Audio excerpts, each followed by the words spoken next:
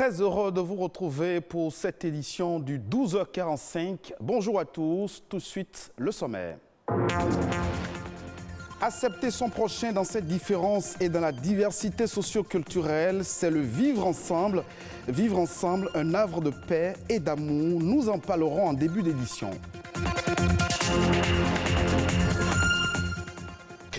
En ce 1er juin, les Béninois fidèles à la tradition procèdent à la mise en terre des milliers de plants, contribuant ainsi au reboisement. C'est la 37e édition de la Journée de l'arbre. La reforestation, une solution pour lutter contre les changements climatiques.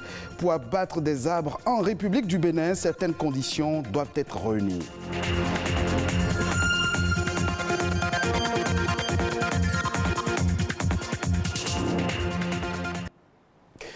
Il n'est pas un mot dénudé de sens et d'importance. Le vivre ensemble, puisque c'est de cela qu'il s'agit, appelle à l'acceptation de son prochain dans ses différences.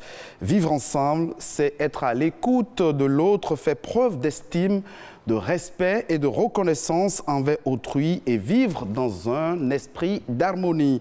Vivre ensemble, un havre de paix et d'amour. Les précisions dans cet élément. Vivre ensemble, c'est accepter l'autre dans sa différence. C'est aussi, par exemple, le pas que sautent aux deux amoureux quand ils s'installent ensemble. Ils veulent vivre jour après jour leur union dans la diversité.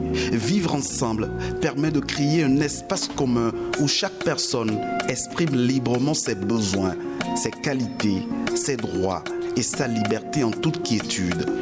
Au Bénin, ce vivre ensemble est perceptible. Les Béninois, quand ils sont ensemble, vous les voyez au marché, au service, dans les lieux publics, ils sont à la quête permanente de se vivre ensemble. Oui, le vivre ensemble est quelque chose de partagé de façon sociale. C'est l'acceptation, accepter que nous sommes tous différents et différentes. Mais en poussant la réflexion peut-être plus loin, nous avons encore des réfractions en ce qui concerne l'acceptation l'un de l'autre sur certaines thématiques, sur certains aspects du vivre ensemble et dans la même communauté. Pour bâtir une communauté de tolérance, de non-violence, de consensus par l'écoute et le dialogue, la culture du vivre ensemble doit être un objectif à atteindre quotidiennement. Vivre ensemble requiert une manière de faire.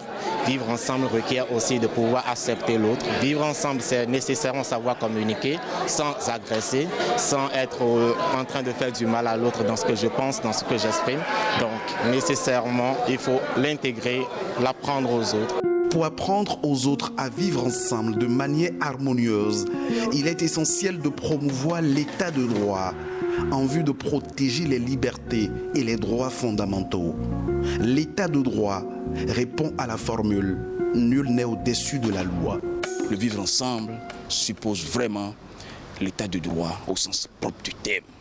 Pour que le vivre ensemble soit, il faut que les institutions qui devront garantir l'état de droit aient un fonctionnement impartial. Que ces institutions se souviennent qu'elles sont républicaines et donc que les actes, que les décisions doivent être le reflet de ce vivre ensemble auquel nous aspirons. Pour toujours vivre ensemble, il est important d'être tolérant, attentif aux autres et surtout de respecter son vis-à-vis avec bienveillance. L'esprit du vivre ensemble veut aussi que nous comprenions que nos différences sont une richesse. Le vivre ensemble, un havre de paix et d'amour. La création des espaces verts est une priorité des autorités béninoises. Depuis un certain temps, divers projets ont été lancés dans certaines villes du Bénin, notamment Cotonou, Porto Novo et Abomey-Calavi, pour reverdir l'environnement. Mais de véritables problèmes se posent quant à l'entretien de ces espaces verts. En ce jour de célébration de la Journée nationale de l'arbre, une équipe de reporters nous amène à la découverte des espaces reboisés. C'est un reportage signé Marcel Betoro. Les politiques devraient davantage travailler à faire adhérer les citoyens à la nécessité de planter des arbres. Mère Nature peut trouver que le monde intérieur est difficile à concurrencer, mais elle peut offrir la verdure. source de bonne santé et de bon vivre. Au Bénin, les dirigeants ont compris l'importance des espaces verts et en ont fait une priorité. La verdure qui est créée un peu partout pour permettre aux Béninois d'avoir des cadres luxueux et bien dans lesquels ils peuvent se reposer, c'est une très bonne chose. L'arbre, c'est la vie. Il y a un adage qui dit « Celui qui a planté un arbre n'a pas vécu inutilement ». Nous constatons que presque tout le pays a de l'arbre. La verdure est indispensable pour la survie de l'homme et à voir déjà ce que l'État fait dans ce sens, nous ne pouvons que l'encourager et aider l'État à aller au bout de ses intentions. Selon l'aménagiste, les avantages liés aux espaces verts sont multiples et multiformes. Premier avantage, si c'est un arbre fruitier, ça va donner des fruits, on va manger. Si c'est un arbre essence forestière, ça va donner de l'air, ça va donner l'amélioration de conditions de vie, écosystème. Maintenant, si on évolue vers les plantes ornementales, ça va donner de la beauté et ça va faire ce qu'on appelle photosynthèse et évaporation temporaire et évaporation réelle. La grosse difficulté dans l'entretien des espaces verts au Bénin reste le suivi, surtout au niveau des citoyens béninois qui semblent peu enthousiastes. Vous savez, le gouvernement, dans le cadre de projet asphaltage et assainissement de nos villes, a mis en terre des plans, mais qui ne sont pas accompagnés par les citoyens. Même parfois, c'est devant des maisons. Les gens sont contents que le gouvernement embellisse leurs rues, mais ils ne se l'approprient pas. Ils ne prennent pas eux-mêmes l'initiative d'arroser les plants et il faut que le gouvernement même vienne arroser. Ces arbres que nous voyons aujourd'hui sont plantés devant des maisons. Ce qui veut dire qu'on donne une responsabilité à ces maisons-là. C'est vraiment dommage, on ne peut pas appeler l'État pour venir et quand même entretenir l'arbre que l'État a fait l'effort de planter devant le portail des gens. Si la population elle-même peut aider l'État à pouvoir entretenir ces verdures, ce serait quand même une bonne chose. Il faut que la population sache que c'est leur bien.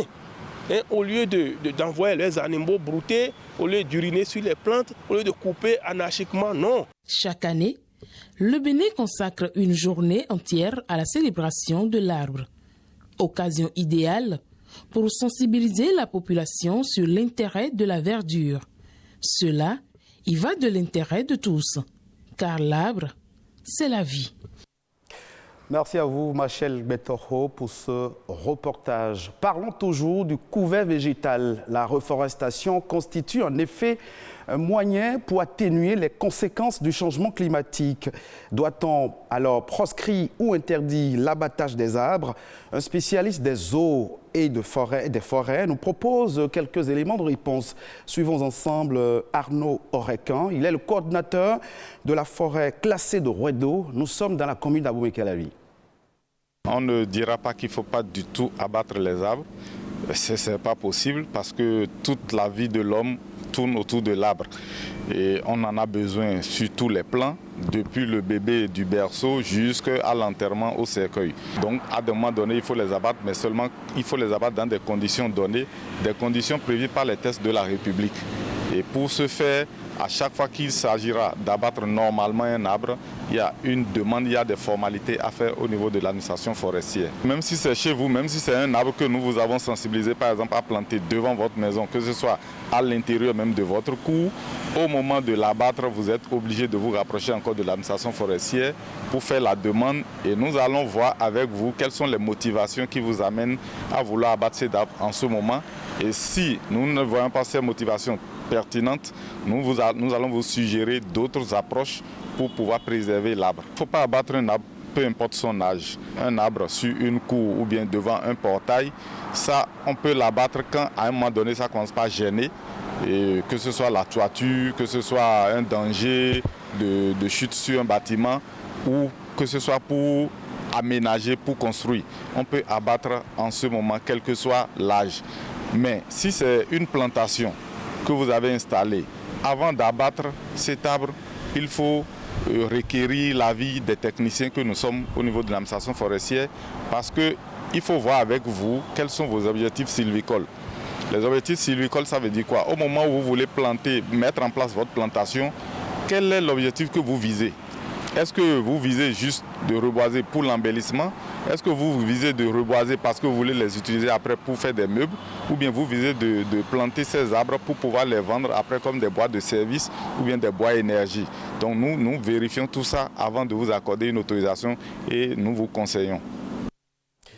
En bref et en image, au Kenya, les petites exploitations floricoles perdent 20% de leur production quotidienne destinée à l'exportation en raison des perturbations du trafic aérien.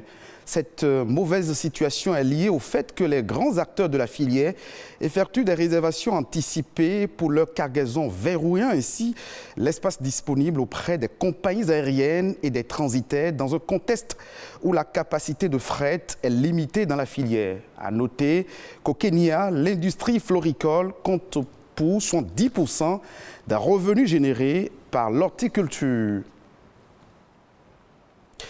D'autres informations pêle-mêle ayant marqué l'actualité au plan international, Sabira Tao nous propose Écho Inter de ce mercredi.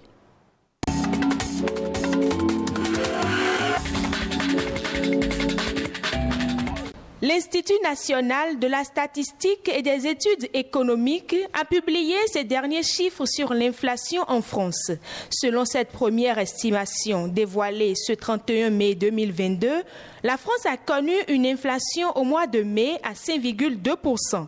Une croissance qui s'explique par la hausse des prix sur tous les postes de consommation recensés par l'Institut national de la statistique, avec notamment une nouvelle poussée dans le domaine de l'énergie.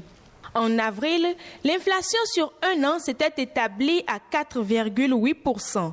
La barre des 5% n'avait pas été franchie depuis 1985.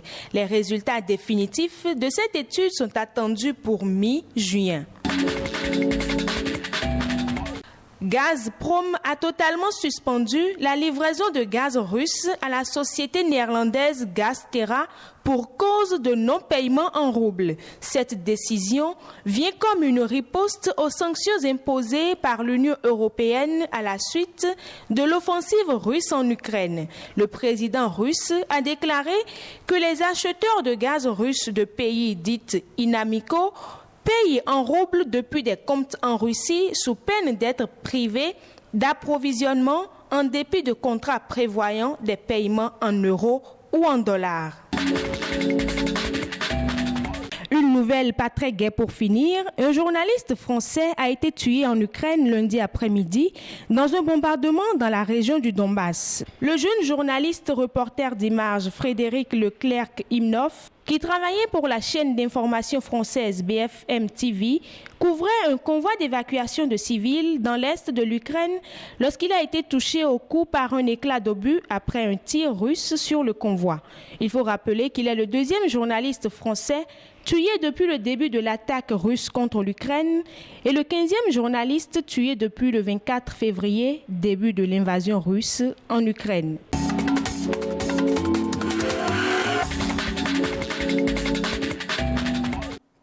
Ce sera tout pour cette session d'information. Vous pouvez revoir en replay sur le www.ortb.bj